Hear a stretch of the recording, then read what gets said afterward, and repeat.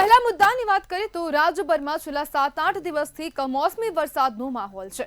ખાસ કરીને સૌરાષ્ટ્રના મોટાભાગના જિલ્લામાં ધોધમાર વરસાદ છે, જેને લઈને ખેડૂતોને મોટા પ્રમાણમાં નુકસાન થયું છે। જેના વળતર માટે સરકારે ડિજિટલ સર્વે કરવાની વાત કરી છે અને સર્વેની કામગીરી પણ શરૂ થઈ છે, જેનો અમરેલી જિલ્લાના ખેડૂતો વિરોધ કરી રહ્યા છે। ગઈકાલે 70 ગામના સરપંચો રજૂઆત કરી હતી, તેને લઈને હવે અમરેલીનું રાજકારણ ગરમાયું છે। અમરેલી જિલ્લા કોંગ્રેસ પ્રમુખ પ્રતાપ દુધાતે આજે પ્રેસ કોન્ફરન્સ યોજીને સરકારના આ ડિજિટલ સર્વેને ગતકડું ગણાવ્યું છે।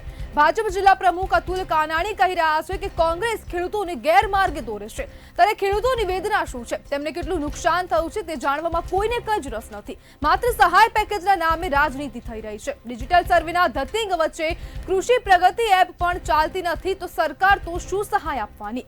જે સરકારને મગફળી ખરીદવાના સમયે ખેતરોમાં મગફળી નહોતી દેખાઈ, એ સરકારને આ નિષ્ફળ પાક ક્યાંથી દેખાવાનો છે? તેને લઈને પણ અનેક પ્રશ્નો અહીં ઉભા થઈ રહ્યા છે કે હવે ખેડૂતોની જે વેદના છે તેને કોણ સાંભળશે, જ્યારે ખેડૂતોના મુદ્દા પર રાજનીતિ બંધ થવાનું ક્યારે થશે? 70 ગામોના સરપંચો સર્વેનો વિરોધ કરી રહ્યા છે। રાજકારણ હવે અમરેલીનું ગરમાતું જોવા મળી રહ્યું છે, જ્યારે ફોનમાં લોગિન કરતા આવડતું હોત તો ખેતી ન કરતા, તેવું હવે પ્રતાપ દુધાત દ્વારા કહેવામાં આવ્યું છે। ત્યારે કોંગ્રેસ ઢાલ બનીને ખેડૂતો માટે હંમેશા લડતી રહેશે, તેવું પ્રતાપ દુધાત દ્વારા કહેવામાં આવ્યું છે। આજે સવારે તેમણે પ્રેસ કોન્ફરન્સ યોજી હતી અને આ પ્રેસ કોન્ફરન્સમાં ખેડૂતો સાથે ઊભા રહેવાનું તેમને જણાવ્યું હતું અને ભાજપ પ્રમુખની પ્રતિક્રિયા સામે આવી છે અને ભાજપ પ્રમુખનું કહેવું છે કે કોંગ્રેસ ખેડૂતોને ગેરમાર્ગે દોરી રહી છે। અમરેલીમાં કમોસમી વરસાદે ખેત પાક બરબાદ કરી નાખ્યા છે, ખેડૂતોને સંપૂર્ણપણે નુકસાન થયું છે, ચોમાસુ પાક સંપૂર્ણપણે નષ્ટ થયું છે, જેને લઈને હવે ખેડૂતો સરકારની પાસેથી આશા રાખીને બેઠા છે કે સરકાર તેમને કંઈક મદદ કરશે, સહાય કરશે અને તેમને યોગ્ય વળતર આપશે, પરંતુ હજુ સુધી કોઈ સહાય પેકેજની જાહેરાત કરવામાં આવી નથી। સર્વેના નામે માત્ર ધતિંગો થઈ રહ્યા છે।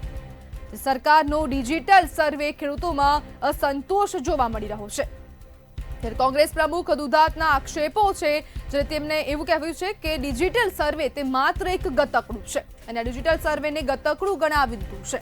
જ્યારે સરકાર ખોટા ગતકડા બંધ કરી અને ખેડૂતોને સહાય કરે તેવું કોંગ્રેસ દ્વારા કહેવામાં આવી રહ્યું છે। ત્યારે ખેડૂતોના મુદ્દે હવે રાજકારણ ચરમસીમાએ જોવા મળી રહ્યું છે, જ્યારે ખેડૂતોને સીધી સહાય આપો, કોંગ્રેસની આ અપીલ છે।